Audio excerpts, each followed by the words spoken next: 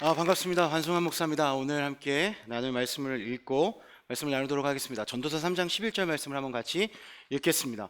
하나님이 모든 것을 지으시되 때를 따라 아름답게 하셨고 또 사람들에게는 영원을 사모하는 마음을 주셨느니라. 그러나 하나님이 하시는 일의 시종을 측량할 수 없게 하셨도다. 저는 사역을 하면서 복음을 마주한 사람들을 많이 만나게 됩니다. 복음을 마주한 사람들은 삶의 모든 것이 변화되는 것을 보게 되죠. 그 복음에 마주한 사람들의 에너지는 감당할 수 없습니다. 왜 그들이 복음을 마주하고 나서 그들의 삶이 변했는가? 전도서의 말씀을 보면, 왜냐하면 그들은 영원을 사모하는 마음을 알았기 때문입니다. 하나님께서 말씀하신 그 삶의 모든 것들, 우리는 때로는 그 선택의 순간 가운데 하나님께서 우리에게 주시는 그 하나님에 대한 소망을 잃어버린 채, 선택에 의해서 하나님의 것을 잃어버린 채 살 때가 굉장히 많게 되죠. 여러분, 복음을 통해 우리가 변화되는 것들 중에는 여러분, 관점이 변화되는 것을 경험하게 됩니다. 순종에 대한 관점이 변화되죠. 순종은 여러분, 선택하지 않습니다. 순종은 부르심의 응답으로 완성되는 것입니다. 여러분, 아브라함이 하나님 앞에 부르심을 받습니다. 본토 친척 아비 집을 떠나라는 이야기를 하죠. 만약에 우리에게 선택을 할 수 있는 권한이 있다면 여러분, 우리는 그 집을 떠나지 않을 것입니다. 이유는 그 집이 너무 좋기 때문입니다. 너무 안정적이죠. 내가 만든 것이기 때문에 그 집을 떠나지 않을 선택을 당연히 할 것입니다. 그런데 아브라함은 그 순간 선택에 집중하지 않고 하나님의 부르심에 집중했습니다. 그래서 하나님의 부르심에 응답함으로 그는 그 본토 친척 아비 집을 떠나는 결정을 하게 되었습니다. 여러분, 선택하는 것과 부르심의 응답의 차이점은 무엇일까요? 여러분, 선택하는 것은 나에게 책임이 있습니다. 내가 예측하고 내가 판단하고 내가 결단하고 떠난 나의 선택에는 책임도 나에게 오는 것입니다. 그런데 여러분, 우리는 일의 시종, 일의 시작과 끝도 알 수 없습니다. 그 책임에 따른 결과에 대해서 우리는 예측할 수 없죠. 그런데 여러분, 하나님의 부르심에 응답하는 것은 하나님께 맡기는 것입니다. 우리가 눈에 보이지 않는 그 땅을 보이지 않는 그 땅을 찾아 떠날 때에도 여러분, 이미 하나님께서는 그 땅을 우리를 위해 준비해 놓으셨습니다. 그것을 향한 신뢰감을 가지고 우리는 그 길을 떠나는 것이죠. 아브라함은 그 부르심의 응답 이후에도 계속해서 하나님 앞에 집중된 삶을 살아가고 있습니다.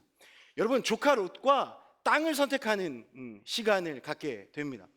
여러분, 조카 롯은 다니면서 여러분, 어느 곳을 갈지에 대한 고민들을 하기 시작합니다. 계산도 하고 자기의 마음대로 내가 어떤 곳에서 있는지에 대해서 땅을 선택하는 시간들을 갖게 되죠. 아브라함은 어떤 선택을 하게 됩니까? 기다립니다. 왜냐하면 하나님께서 기다리라고 하는 말씀을 그에게 주셨기 때문이죠. 눈앞에 여러분, 너무나 확연히 드러납니다. 이제는 예전에 본토 친척 집을 떠날 때와는 너무 다릅니다. 보이지 않는 땅을 가라. 그게 더 어려울 것 같지만 사실은요, 여러분, 우리 눈앞에 있는 것을 결정하는 게 더 어렵습니다. 눈에 보기에 이쪽은 너무 좋은 땅이고 이쪽은 너무 좋지 않은 땅입니다. 그런데 아브라함은 똑같이 그곳을 선택하는 것을 선택하지 않습니다. 부르심의 응답, 하나님께서 부르심은 여러분, 그 선택하는, 롯의 선택하는 시간을 기다리는 것이었습니다. 여러분, 선택은 내가 지는 것입니다. 그런데 아담과 하와는 여러분, 무엇을 선택했습니까? 하나님께서 그들에게 어떤 부르심으로 다가가셨습니까? 동산에서 그들은 다스리고 정복하는 부르심을 받았습니다. 그런데 아담과 하와는 다른 것을 선택했습니다. 무엇이요? 하나님처럼 되는 것, 내 마음대로, 내 경험대로, 내가 옳은 대로, 내가 보기에 좋은 대로 살아가는 것을 선택했습니다. 여러분, 하나님처럼 되는 것을 선택하는 순간 우리는 하나님의 부르심을 들을 수 없는 자리로 가게 될 수밖에 없습니다. 이전과 같이 나와 함께 걷자는 그분의 부르심에 우리는 반응하지 못하게 됩니다. 왜냐하면 우리는 하나님께서 나와 함께 걷자라고 말씀하는 그 시간에 우리가 보기에 좋은 것, 세상을 향해 걸어가고 있기 때문입니다. 여러분, 기억하십시오. 순종은 내가 충분히 이해되기 때문에 내가 선택해서 가는 것이 아니라 하나님의 부르심의 응답으로 걸어가는 길을 순종의 길이라고 이야기한다라는 것입니다. 전도서 3장 11절 말씀을 다시 한번 기억하십시오.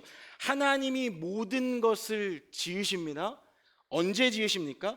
때를 따라 지으시고 아름답게 하셨다. 우리가 하나님을 만날 때 여러분 아름답다라는 순수 한국말은 여러분 나답게 된다.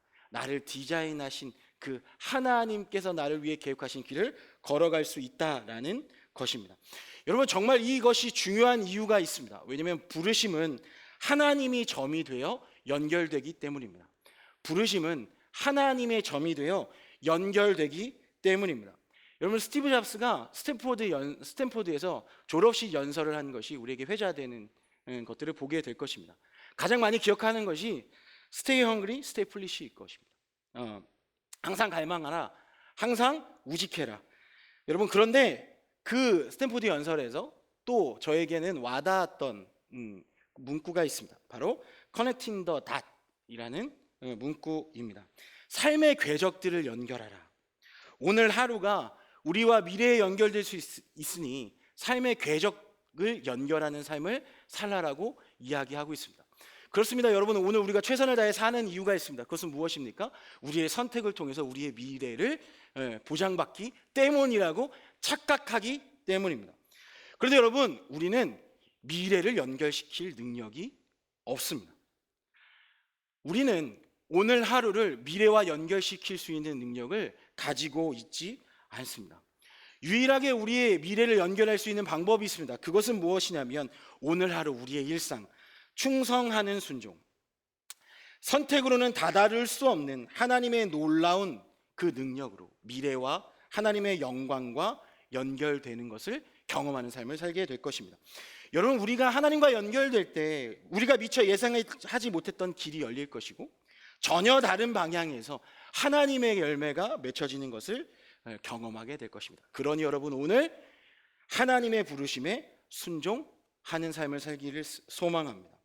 여러분 하나님은 오늘도 지금도 우리를 소명의 자리로 부르십니다.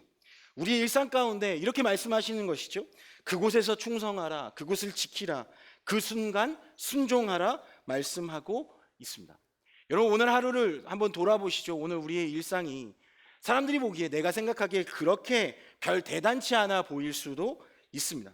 하지만 여러분 부르심의 관점으로 다시금 바라본다면 여러분 오늘 우리의 일상은 너무나 하나님 입장에서는 대단한 일일 수 있습니다. 나의 작은 일조차 하나님 나라에서는 중대한 점이 될 수 있기 때문입니다.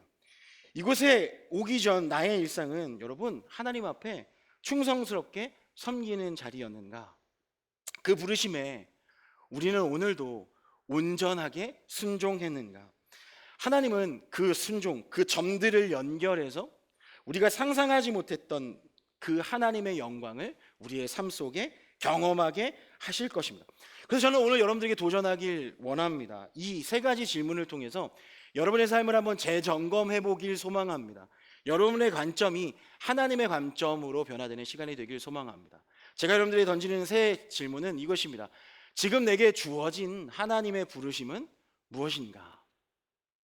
혹시 나의 선택만 고집하고 하나님의 부르심을 외면하고 있지는 않은가?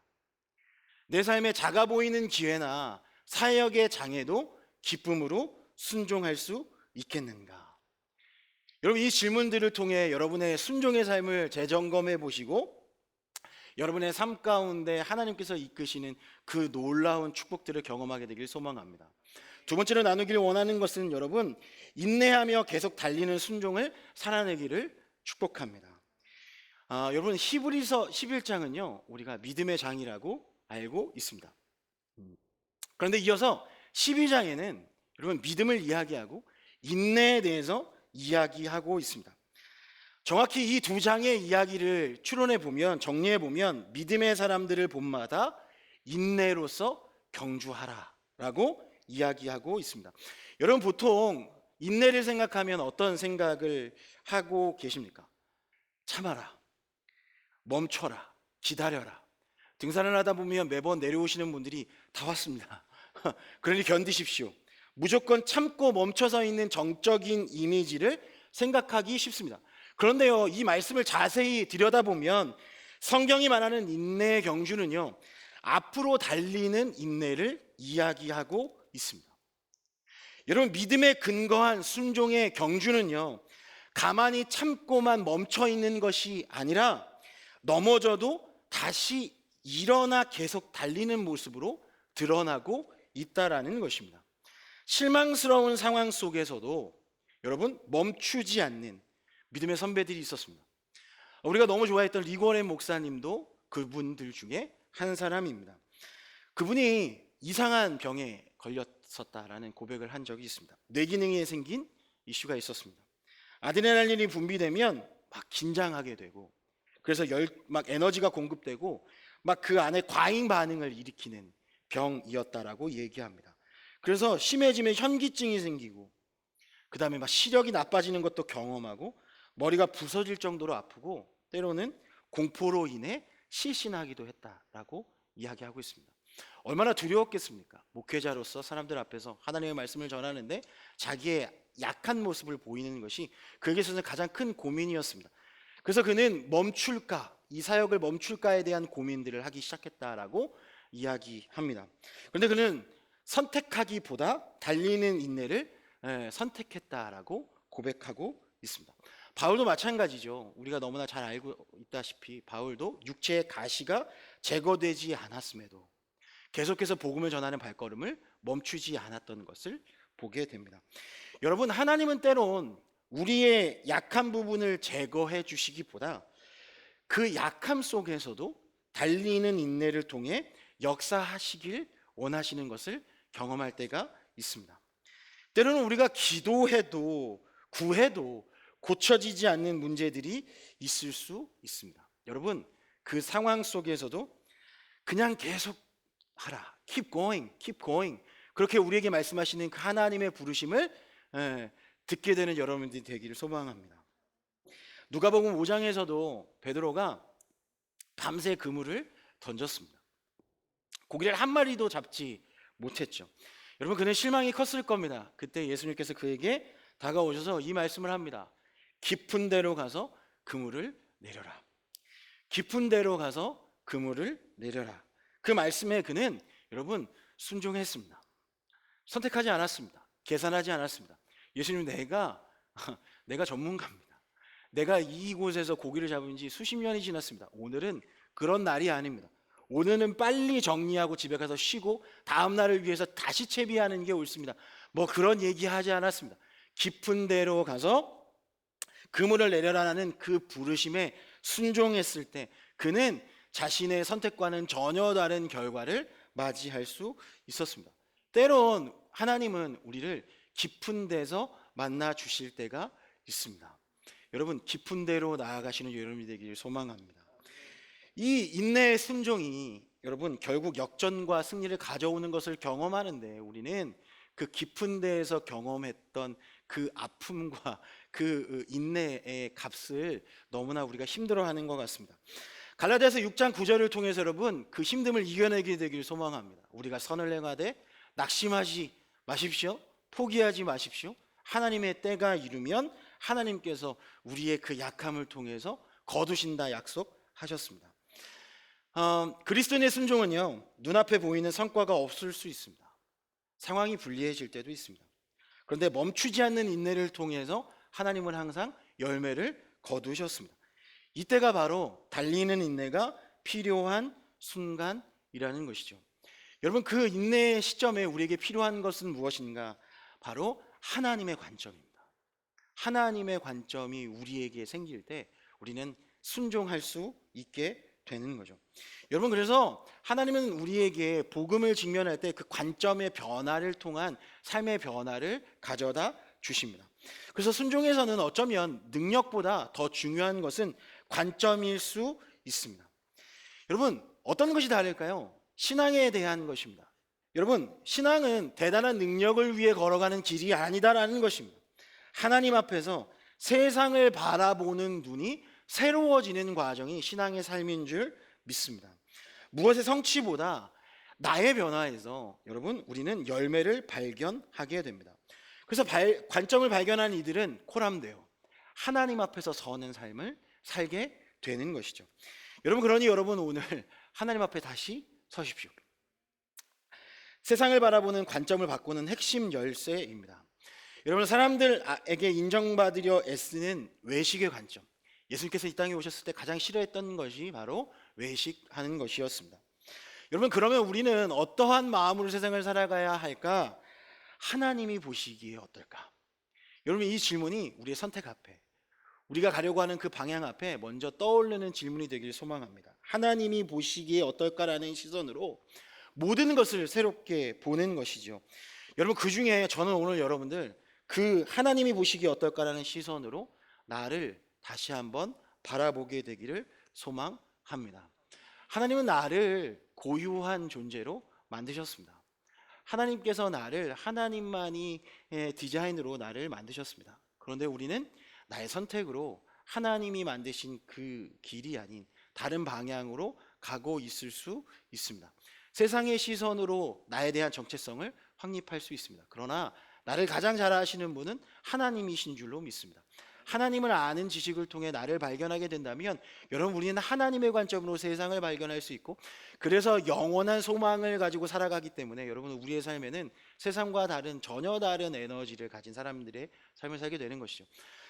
여러분, 하나님의 시선을 순종할 때 여러분 참된 선택이 가능합니다. 그러니 순종은 하나님의 눈을 배우고 실천하는 것입니다. 여러분, 하나님은 어떤 분이십니까? 우리의 죄와 절망에서 건져내신 분이시고, 한치 앞도 모르는 안목을 넘어서 하나님의 큰 그림을 볼 수 있도록 돕는 분이시라는 것입니다. 그래서 여러분, 나의 일상에 왜 진전이 없는가? 나에게 왜 기쁨이 사라졌는가? 그것은 하나님의 관점을 놓치고 다시 내 욕심과 세상 눈에 갇혀 있기 때문은 아닌가 되돌아볼 수 있게 되기를 소망합니다. 그래서 다시 한번 오늘 복음을 마주하게 되길 소망합니다. 말씀 마무리하면서 저는 여러분들에게 이 또 세 가지 질문을 던지고 돌아가길 바랍니다.